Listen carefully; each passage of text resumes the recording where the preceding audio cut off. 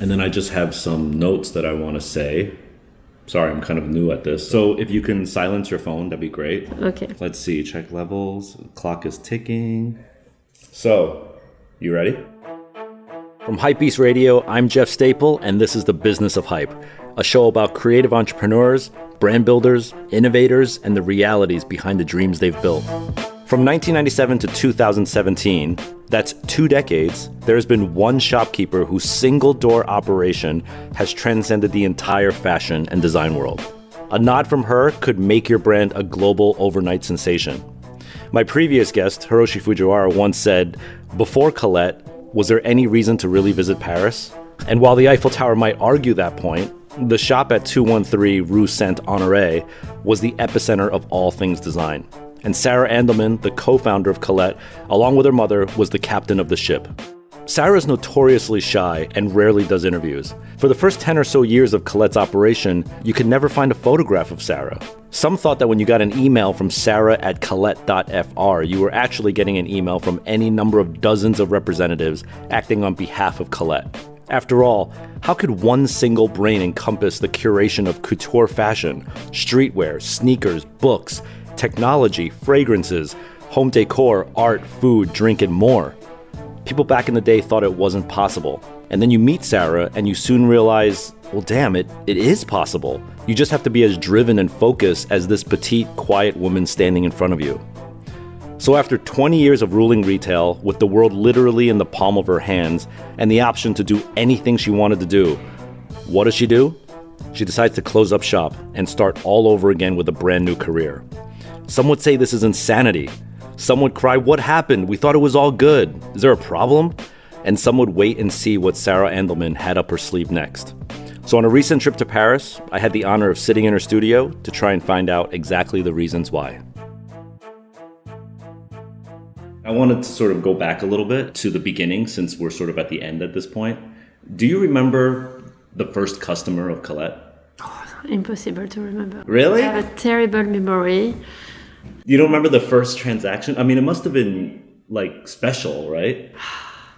I think we were just trying to make everything happen, the last minute things to finalize. Yeah.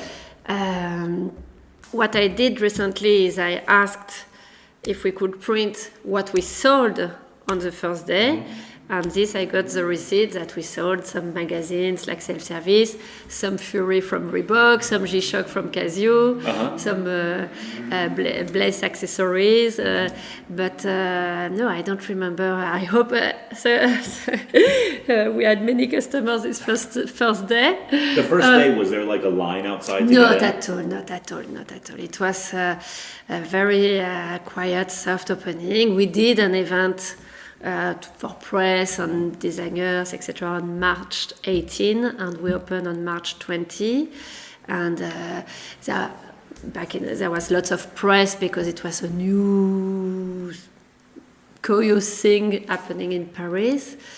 It was not at all. It was certainly busy of people, a little curious, not a crowd like we have nowadays. Right. Yeah. Was it the same exact space? Yes. Okay, so you had the 3 floors. Three floors, the restaurant, water bar at the basement, the gallery where it has always been in the mezzanine. Yeah. And then we did some change along the years. When we opened, the beauty was at the ground floor with lots of design products, a little section of streetwear, and the first floor was already fashion for men and women. And below the gallery space was a little culture space with books, music, edition. So you got that report recently. Do you remember the first day's total sales?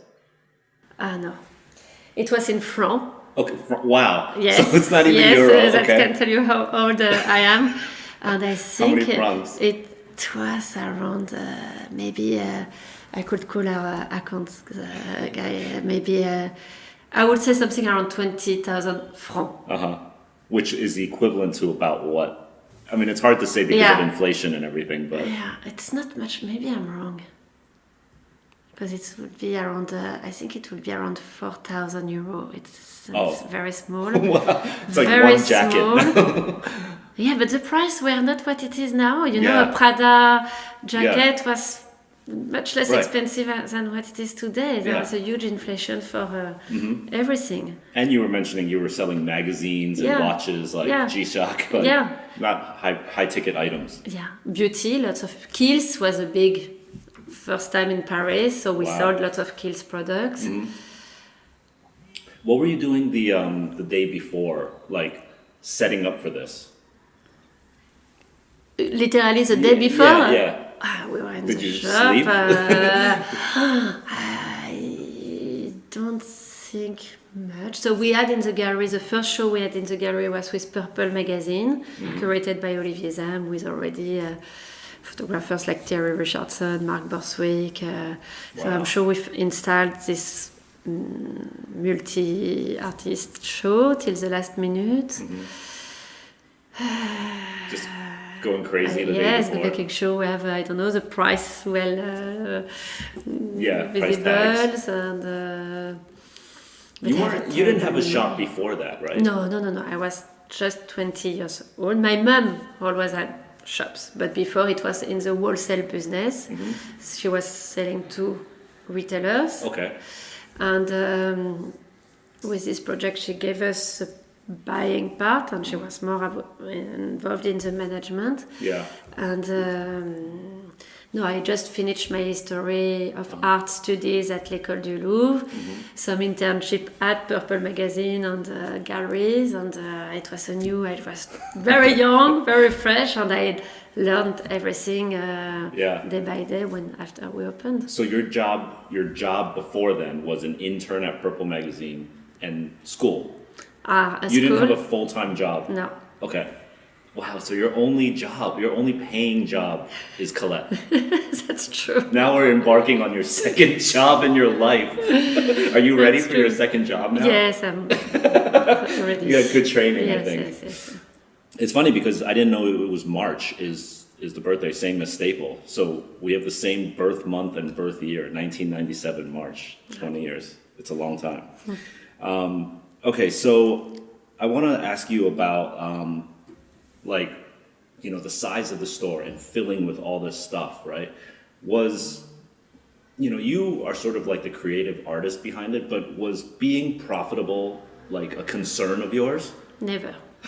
Never. It was, we moved in this building. We live in this building. Yeah. Every day I go to school, my mom go to her shop, it was called Polo, and we see this empty space for a few months, and one day we asked to visit this empty space, and immediately, back in the days, there was Milan Vukmirovic helped us to develop the concept, and we immediately, from the first day we visited the space, we knew we wanted to bring together everything we like, from fashion, art, beauty, and we were so lucky that my mom sold her business, and this neighborhood was very quiet. It was not a trendy fancy stuff here, Voilà. So it was a good time to buy this space. The whole building was No. The building was new when we moved. Our apartment they just renovated. But we booked our apartments on the top of it. On top of it. Oh, okay. And I don't know. 2 years after we booked our apartment, 3 years, we booked the space of Colette. And from the day we visit, it was not like we have a concept for a shop and we will visit many locations in Paris. It was this premises, this building, and from day one it was fashion at the top floor because there was this great light from outside, a little gallery space, the restaurant at the basement, even if it can be weird to have a restaurant with no daylight, but it was obvious for us, and this never changed. Interesting. So this address is 213 Rue Saint-Honoré, right? So this address really informed the business. It wasn't the other way around, like you said. Because most people say, I want to start a store, and then they look all around for real estate. No. You it's really created it to fit into this. Exactly. So this kind of answers my future question, which was, why didn't you do more Colettes? Like you say, and I didn't really reply your previous question at profit. We didn't, from the day we signed the space to the day we opened, it was 9 months, like a baby. We didn't do any marketing, analyze, any studies. Will it be profitable? We just went to the brands we liked, as saying we open a new shop in Paris. Can we buy your products? And from day one, we had this idea to change the windows, the display every week, like a magazine, like I often said. And we are so much involved in renewing the offer, renewing the display, changing the exhibitions in the galleries that we don't even think to have another shop. And we really opened for the 213 Rue Saint-Honoré when we don't see why we would open another shop worldwide. Here's a first clue as to the peculiar nature of Sarah and Colette. Most businesses want to scale. If you've done one thing right, well, do more of it, right? Sarah didn't think of Colette as a world domination plan. She thought of a concept that could be housed inside this particular space. That's it. Nothing more, nothing less. I think the world is often fascinated by businesses that don't want it all. For example, why doesn't In-N-Out open in the East Coast? Why isn't North Face Purple Label available in the US? And why isn't there a Colette in Topeka, Kansas? The demand is there, feed it, right? Sarah's just wired differently. It's why her business has stayed the course for 20 years, providing consistent vision, service, and product. One time, well over 10 years ago, I was visiting Paris, and of course going to Colette was one of my first priorities. Unfortunately, I went on a Sunday, and I did not know that Colette was closed on Sundays. Every Sunday. So I peeked inside the windows, and what I saw was her team working diligently, changing up the entire store. And in fact, I saw Sarah herself and her mother, Colette, inside till the wee hours, adjusting hangers, steaming clothes, finessing art on the walls. The queen of fashion retail was folding clothes. I was in awe of her diligence and her commitment to the vision. Why did you decide to change the shop every week? Because that's crazy. Yeah, that's crazy, but that was so important to continue to get excited and to continue to have customers coming back, to have this effect that each time you come it's different is essential for us. Did you ever regret that decision? Did you ever think, maybe I should have done this monthly instead of weekly? No, it's really no, we never regretted it. It was a way to keep also excited us, ourselves, our staff, and no, it was always fun to see the shop with, of course, some products we had and some new products every day, and to see the shop changing a little by little by little. When I see pictures from, of course, 20 years ago, or even 10 years ago, or even 2 months ago, I don't recognize the shop because it's like a live like animal, a living animal in a way. Right. So yes. Did you mentioned that you curated for the store, not really thinking about the finance of it. Did you and your mother ever have conversations about like, hey, we need to make some more money or buy some things that are more popular, something like that? Or she just lets you totally have free will on it? Total freedom. And that's crazy when you think about it. Yeah. But of course, after 6 months of spring, summer, or fall, winter, when you have the sale, you can see what we managed to sell well. But in a way, I didn't even took care of this because from one season to another, it's completely different. And sometimes we stopped to sell a very popular product that we had for a few months because they start to be a little everywhere. So it was a weird alchemy of always looking for the next product that will sell, of course, and that will represent the creativity or new... Some buyers, they come to a sales meeting, right? And they have all these like Excel spreadsheets and computers and they have a calculator and they're sitting there doing this. You never. You just buy what? Just based off of gut? Instinct, yes. For 20 years? Yes. Yeah, absolutely. My God, that is, for those people, that's like the most frightening thing, right? But how But there about, is no rules. I would be interested to discuss with, I don't know how yourself you do this kind of Excel spreadsheet, but there is no rules. but did you have a number that you knew? No. What? No, Really? and the brands would always give me a budget because they will calculate from the season before. When you go to a big fashion brand, they know how much they want you to spend. And one season, I will buy 10 times more than their planned budget, so they will be happy. And one season, it will be less, and I have to explain the collection is not relevant enough. So I will wait for next season to buy more. Yeah. I wanted to ask you about that. When you see a brand and you start to lose a little bit of energy for it, how do you tell them that?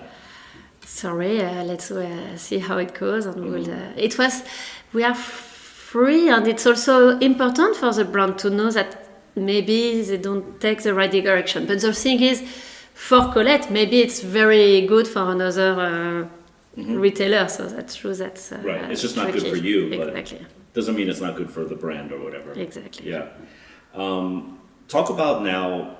You were buying all this time, but then you started. Obviously, it's very famous now when you start putting your logo and applying collaborations with these brands. Do you remember the first one? Actually, no. You don't remember the first one? With our logo, I know I refused for a long time to just put our logo on a product because I thought it was not enough, not interesting. The The two two dots. I was totally against it, and I remember people saying, "Why can we have a Colette T-shirt?" And I said, "No, there is no T-shirt. Look at this great brand. Right. This is our offer." And then we started the T-shirt of the month, asking to some brands one T-shirt for 1 month. Yeah. But I'm not even 100% sure if I asked to have the name of Colette on it, if it was not just one exclusive T-shirt for us, or maybe yes, it would say for Colette, or just it would be blue. Or, Right. But no, I can't tell you because we did many collaborations, like the Claude Kloski with Adidas. There is nowhere our Blue Dots logo. Yeah. And we did many collaborations like this. We introduced Married to the Mob to Reebok. I didn't know that. Yes, when they did the lips freestyle, it was. That was you yes, connecting? yes. Oh, I didn't know that. Yes. But you didn't put the blue dots on. No. You wanted Married to the Mob and Leah to be the artist. Maybe Reebok asked me, can we do a Colette freestyle? And I would say, no, Colette we are not a designer ourselves. Let's ask this brand to do it. I see. Okay. So, but something happened where you started to put the blue dots on. Yes, but I don't remember when. I remember some collaboration like Timberland. I asked them to have blue stitches. Of course, with Nike, we did the one for women with the lace in a dégradé. And Sharapova. I think if someone would manage, not me, to put all our collaboration in a chronological order, we will manage to see. But I think it's very, very slow from blue stitch, blue dots, or monochrome dots until we have. And still in the last one, I don't think we have just the logo. Yeah. Try to have. Right. I felt the same way though when I had Readspace. Like I felt like it didn't need to be a brand. People said like, "Oh, why don't you make Readspace T-shirts?" But I felt like, no, we have so many T-shirts. I don't need to make my own. So I get where you're coming from. But then you come with this great pigeon. Yeah. What's the maximum staff that you guys had? The whole team. Maybe around 130 people. Wow. And so that's including the sales floor and warehouse. And then, of course, e-com as well. Exactly. Wow. That's the maximum, yes. And on the back end of the Colette business, was it very structured? Like, did you have a HR team and everyone sort of had like a manager and a corporate kind of setting? Not at all. The only, let's say it's like a son, and everybody speaks to my mom. She will really... reply all day long to the warehouse, to sell people, to the account department all day long. Wow. It's insane. Did you ever feel like, in the beginning, how many staff did you have? Like in the very, very 50, beginning? maybe 50, maybe less than 50. Yeah. So you doubled in size over that time. I'm sure back then you didn't have online sales, right? No, very early we had Colette.tm.fr before we could manage to have a .fr. And no, when we opened the e-commerce, it was a very small selection of products. Not everything in the store. Not yet. Right. Well, nobody, I think, had this. Yeah. It was just a small selection. Then, of course, we expanded with Michael when we sold out. Sold out, yep. And then we expanded to all the offer from the shop. It was so important to be able to touch any customer in the world who cannot come to Colette in Paris, and we wanted the website to represent everything we have. Yeah. And it was crazy, a lot of work, because it would include magazines, beauty, fashion for men and women, and design. There is no website with so many categories. It was really right. And it's kind of a pain if someone in China wants to buy one magazine, and you have to figure out how to ship it to them, right? But they do. Even recently, on the last days, some people would order one Saint Laurent sticker or matchboxes to ship to one sticker. That's the way it is now. Yeah. Would you say that you're slow or fast to adapt to new technologies? You know, e-com, Twitter, Instagram. Like, are you right up on it? In between. Not Okay. slow, not fast. I would say at the right rate. I remember when the app started, I wanted the Colette app from day one. Yeah. But then I asked estimates, the process. We had maybe 10 version of Colette app which never came out, between the one with the music player. We had so many versions, and we never did a real one until we did one with Jordan, which was a very funny game to undress a mannequin. But it was I kept saying it has to be different from the website. It cannot be so expensive to do an app which would be just for fun. Yeah. So there's like 10 versions of a Colette app that never have seen the light of day. Exactly. That you paid for, obviously. You had to pay for No, it. not even. I received the design, the estimate. No. I didn't go so far. I would not waste money like this. That's the thing. I think we have always been very careful how to spend our money. So Twitter, Instagram, Facebook, of course, we had them very early. And Instagram, there is the day before, the day after. It's a huge change, I think, for the communication of the shop, because even if we had blogs, we had different way to communicate, nobody realized the activity of the shop, how we had every day something new happening. And I think with Instagram, it was an easier way to follow. With many of the people I talk to, Instagram is a real game changer in the way we actually do business. It's strange how Instagram was only invented about 8 years ago, and it didn't really catch fire until 5 years ago. And yet, most of us can barely remember a world without it. How did we tell stories before Instagram? Before social media? If I think back really hard, I remember spending way too much time and money inside of a Kinko's, printing postcards and flyers for manual distribution within my very own 5-mile radius. It's probably not a coincidence that as social media grew, Kinko's would barely survive and would need to merge with FedEx. So here Sarah lovingly recalls how Colette did it back in the day. So you said there was like a before and after with Instagram. Do you remember before social media, how would you promote, like you get a product in, how would you promote this before social media? Well, that's funny you say that, because we had a few discussions to try to do something on Colette, and from the early years to the last. And I had nothing digital on the first 10 years. And I couldn't understand why. I know I changed hard drive. And suddenly when I moved to the office, I found all these Kodak boxes of pictures I would take myself with an analog camera of a new product, of a new exhibition that we would, copy, print, and send to press. Right. I can't believe we did that. And when I see my pictures are yellow, they are blurry, that's crazy. But that's the way we did. We printed a little booklet every season, a little funny with a different. From day one, we wanted our identity to change all the time with the season, with the trend. So one look like a newspaper, like a copy of Women's Daily. One is like a Chinese menu of restaurant. So it was the logo. Fun with each one. The logo was orange, and every 6 months we would change the color of the logo. It went green, gray, until we stopped on blue. And the only way we communicated to press was to print this photo and to print this little booklet with the new designers, with a new exhibition. But it was so old school, it's crazy. The young kid, when they can't imagine what. I know. And we had fax. Fax machine? Yes. You would fax these things to people? We would use fax to communicate, to order to the brands. Right. I mean, isn't it weird how if you go far back enough from digital, it's almost like life didn't exist. It's like a different. It's almost like the dinosaur era. You know. Yeah. It's pretty scary. Do you remember the? You know, I know you're not a numbers person, but do you remember like the highest grossing day of ever in Colette? There is an existing day. Do you know what day it is? No. You have no idea. No, you must know this was the craziest day though.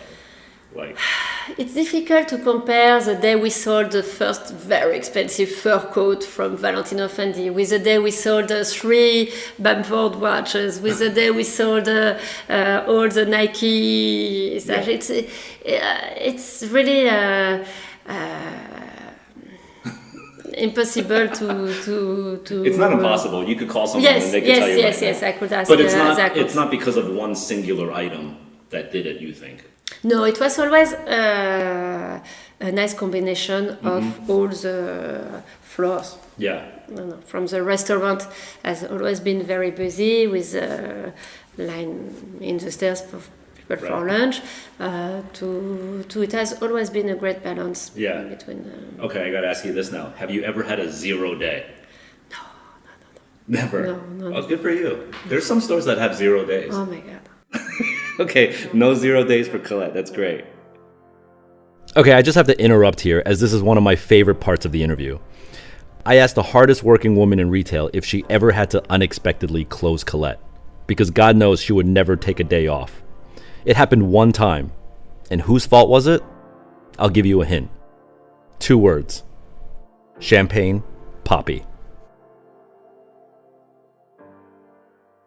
Do you remember a day where, because you were always closed on Sunday to reset the store, but you were always open Monday through Saturday? Yes. Do you remember some times where like you unexpectedly, besides holidays, that like we have to close the store today for some drastic reason or something like that? Like Drake. It happened with Drake. Drake? Yes.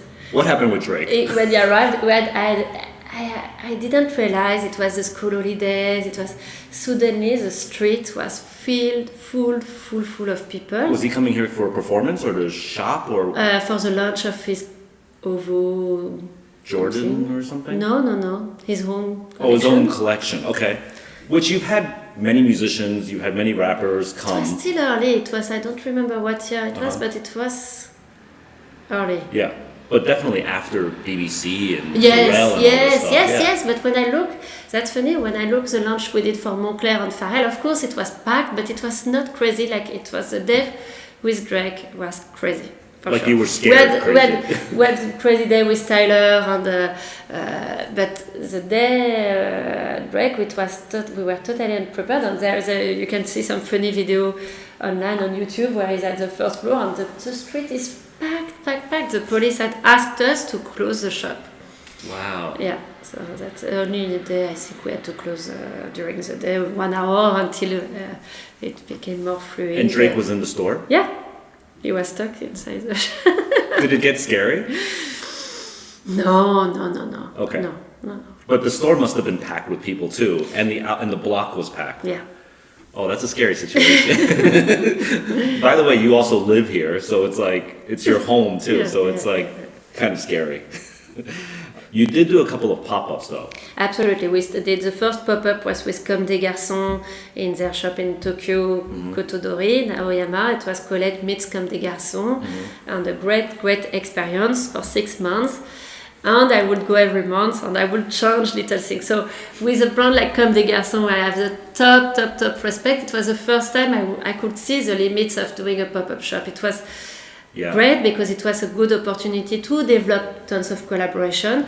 And back in the days, I used these two little dogs, Caperino and Pepperon, that could go on a Macintosh coat, on a Cartier bag, and tons of little goodies. And but you had to go to Japan I every had to month. go to Japan every month, and because just to keep, we would charm the exhibitions. We did something with Tobias Wong, with Geneviève Gauclair, but it was a great experience. And maybe 5 years later, we did the pop-up with Gap in New York on Fifth Avenue, which was a great experience. And it was 1 month, but I regret it was not just 1 week, because again, it was sold out in 24, 48 hours, all the best products, and they had to continue. And how many times did you go for that? Just at the first week. opening, Yeah. There was some picture. Or maybe it was 2 weeks and it was still too long. I don't remember. You couldn't get more different than Comme des Garçons and then the Gap. When you did the Gap pop-up, did you get criticism from people? No, I don't think so. I don't remember. So No? I don't think so. Oh, no one said like, oh, this is too mass or something?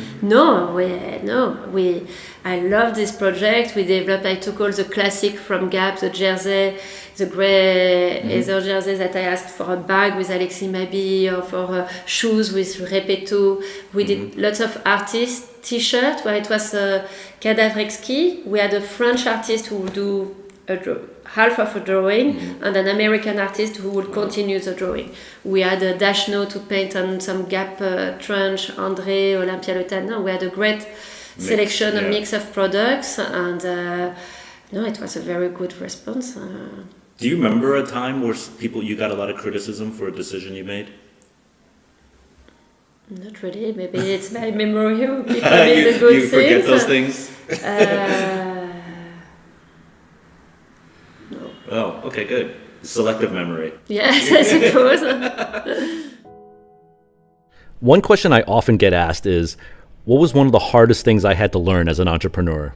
And my answer is always the same: learning how to delegate. The only way Staple Pigeon, Staple Design Studio, Read Space, Extra Butter, Skillshare, the talks, these podcasts, and more can happen is because I've learned how to delegate. So here's another quirk about Sarah. She doesn't delegate, almost to the point where she admits it might be unhealthy. But she also cites that this might be the very reason why Colette meant what it did for the past 20 years. So the lesson learned here? Different strokes for different folks. I remember when you do the buying, right? You know, and this goes into the fact that you had to go to Comme des Garçons every month to like really be hands-on, and maybe that's when you realized you can't expand because you have to be there, right? Would you criticize yourself by saying you have problems delegating to people? Do you have trust issues with people? No, I know this is not very healthy. This is not very. But I think that's why we survived 20 years. Yeah. I think we dedicate ourselves to the shop, and yes, my mom has been every Sunday cleaning herself the mannequin, and I kept telling her, come on, stop, I'm sure someone else can do it. Yeah. And she would say no, and the few times she would have someone to do it, she would notice it's not the same. Right. And same for the buying for you. Yes, we did never even experience the buying by someone else because we knew it's too difficult to explain why I want the blue and not the red. It's all something which is very subjective, very personal, and it's too. There's no formula. You can't teach it necessarily.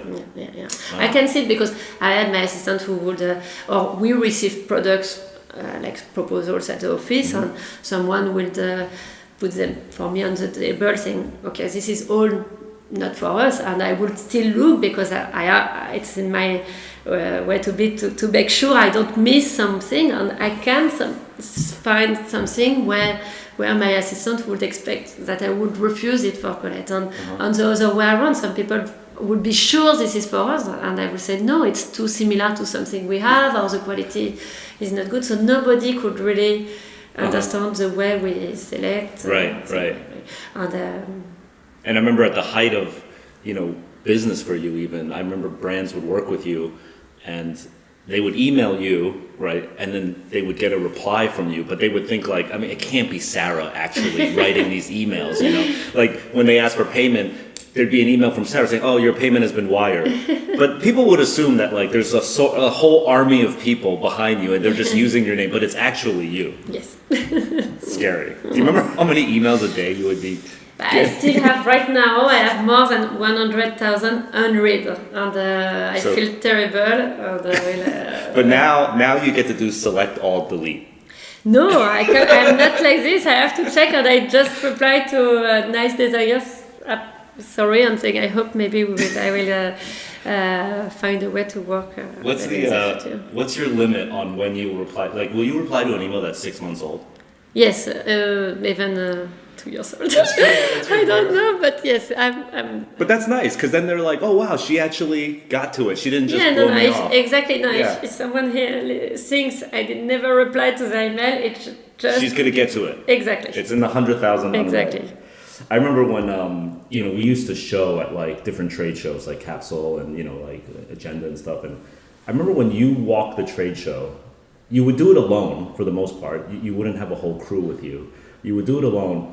And the funny thing is, I don't know if you've noticed this, but whenever you walk into a brand, all the other buyers would say like, Sarah walked into that brand. That brand must be something now. Like you were kind of like unwittingly like anointing people to be cool. That must be kind of annoying because you almost need a mask to walk into these brands, right?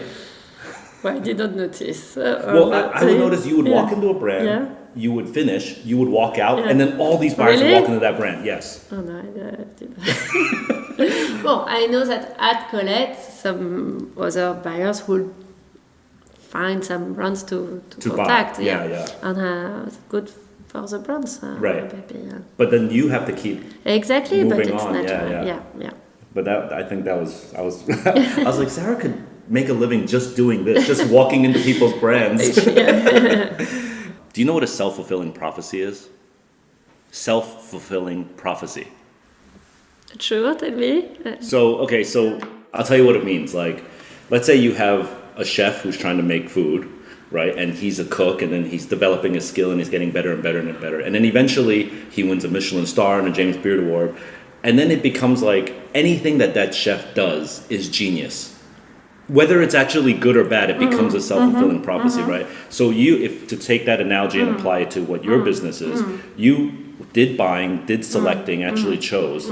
But then eventually, Colette got to a point where anything that Colette did or touched was considered great. Do you remember when that switch happened? Or is it even cognizant in your head that happened? It's really not something we want to happen. It's not something we always woke up in the morning and looking around us like if we are just open since one day. It was important to always keep a fresh eye, not assume that because we select it will be successful, not assume anything. So that's true that at one point maybe some people will consider this because it's at Colette, it's good, but we never wanted to be. It's just a selection. It's just what we like, but you have to make your own choice. You want it to keep working. Yes. Yeah. Because it could get dangerous if you just start thinking you're an influencer. No. I guess that's what we're talking about is influence, right? No. I understood. At some point, when people ask you, but I always said I don't know what's the trend of tomorrow. I see what I see right now, and I can select what I think is interesting because it's new. But you never wanted to become that sort of like prophecy influencer type. No. Maybe I have it in me somewhere, but it's not something I wanted to force out. Assume because it's too pretentious. Right.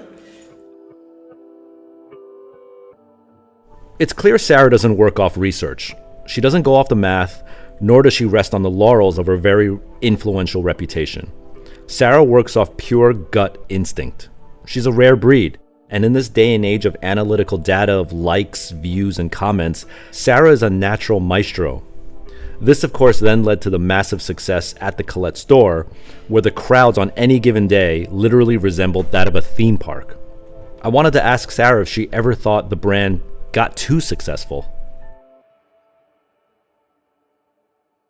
No, it's exciting. No, it's Really? make me happy. It's the energy we wanted to have at Colette. Yeah. So no, and I love that it's all kind of people in the shop, from a family to a streetwear guy to a doctor or a lawyer. It was this mix which was always important for us, Yeah. and we loved its energy. So you didn't care that it was growing beyond the original core customer. That was We that never was had a intent. core customer. We always had to touch. Well, the core. Let's say the core customer, whether you identified it or not, was probably someone who was into design, into creativity, right? You didn't assume that a doctor would be a Colette customer in the first year.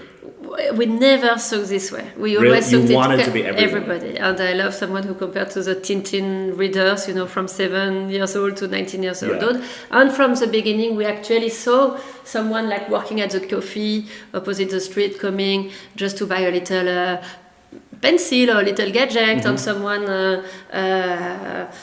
working in the beauty industry to buy fashion. It was always never wanted to close to only one kind of customer. Oh, okay. So when it got crazy and for everyone, Happy. it fit the dream. Okay, so where do we shop in Paris now? I think we shop online. That's the thing. Was that part of the reason for? Was online part of the reason? No. The reason really is my mom, who wants to take some time off, and it cannot work without her. It's true that it's also in the fashion industry very frustrating to work with the brands for the deliveries, to receive them in time before Fashion Week, etc. It's really get me sick to spend so much time working on a great selection, working on windows, and then when it's a busy days like now, we don't receive. They will deliver in 2 weeks or 3 weeks, and that's something we've had the problem for years, yeah. and it's really something annoying. But online, we developed our own e-shop business very well on the last years. Actually, even too much. The last months, we were impossible to ship the orders we received every day. We got really late, and on the last months, we started to receive complaints of clients that we had, and still now we are dealing with the last. Is the online store still open? No, but it was open till December 2009. But you're still shipping people? No, we Okay. shipped everything, but now some people received and want to return, or we didn't ship. Voilà, so we are still have some Some things to take care of. Yes. And So you should have gotten your order by now. By the time you hear but this the truth, podcast, there is a turning point in retail in general, between e-commerce, between the brands opening their own shops. Yeah. Or do they really need us? They say yes, but I don't know. And did the fast fashion have anything to do with it? no, that was something we were part of it. What do you call fast fashion? H&M, Zara. No. I thought it was also the see now, buy now, which we took. So no, I think there was always customers for Everything, yeah. everything. But yeah, we Right. wanted to turn the page when it's still going well. Being a sneakerhead myself, I definitely wanted to take this opportunity to ask a quote-unquote buyer about their opinion on sneaker culture right now. And not just any buyer, possibly the greatest buyer of all time. So sneaker brands, listen up. How about the speed of the world? Did that have an effect That's on it? crazy. No, that's true. That's going quicker and quicker. Yeah. And in a way, since we had the shop, the rhythm of the shop was weekly. We loved it when there's like would have 6 capsule, 8 capsule, 10 capsule. I think it was part of the system. And in the sneaker world, you know how it is. That Yeah. right now you have to launch 5. Multiple times a week. Voilà. And, Yeah. But on when the you same started, day. Nike would drop a special shoe maybe 6 times a year. Yeah, exactly. And Now even, it's literally 6 times a week almost. Exactly. Yeah. That's great, that's good, but how long will it be like this? How much can people spend every week. So Right. there will be, I think, a time with when I see these young kids who are really into it, less than 15. Yeah. So what will be the next things they are into in 3-4 years? They Yeah. cannot be excited like this, I think, forever, no? It's difficult to say a brand, you have to slow down, and they will say, but yes, only if the other brands slow down, because you cannot be Sudanese the one. I have to grow my business, or I have to grow my company. Yeah. I think there is still a lot of possibilities to explore, and I think as long as they can elevate their customers, give them culture, find a way to make it more interesting than just a new colorway or a new... Do you think they have to hit the reset button eventually on these collaborations and special projects? I think there is still There's still room to grow. Yeah. Okay. I wonder about that all the time. I think about these kids and like they're buying, 50 collabs a year, right, on these special projects. Well, how can that grow to be 100 collabs? No, but it can be other kind of collab, I think. I'm pretty sure. They need to have a meaning, for sure. A story, yeah. Okay, so tell us what is Just an Idea. Just an Idea is... This is your next project. This is my new company. Your new job, your second job. Exactly. And it will be like to help different brands, company or artists to develop special projects. And it can be very different kind of missions. So someone has like a bit of a problem, maybe, and then they need some help fixing the problem. Yes. Okay. Do you already have employees? Yes. Oh, really? So it's quite far along. No, I just start, and Okay. I'm very excited, and it will take a little of time, and that's a nice thing about it. It's to take time to really develop, and to make it interesting in this world going so fast, like you said. But do you think this is, if you could predict, is this the final career for you, or this is just the next chapter? This I haven't think about it. I think it's my new second life. I think most people have 3 lives. That's what they say. This is my second one. Okay. Yeah. Great. Yeah. Okay. Well, thank you very much for your time. Thank you, Jeff. Yeah. Merci beaucoup for listening to this episode. You can find out more about the show or listen to past episodes at hypebeast.com/radio. You can subscribe to us wherever you listen to podcasts. I use Overcast. And you could reach out to me on Twitter at jeffstaple. Check us out on the web at businessofhype.com, and you can email any questions to us, questions@businessofhype.com. The Business of Hype is directed by Daniel Navetta. It's edited and produced by Bright Young Things. You could check them out at byt.nyc. Engineering was done by Patrick Morris, and this was recorded at Sibling Rivalry Studio in New York City and on location in Paris, France. I'm Jeff Staple, and you've been listening to The Business of Hype on HYPEBEAST Radio.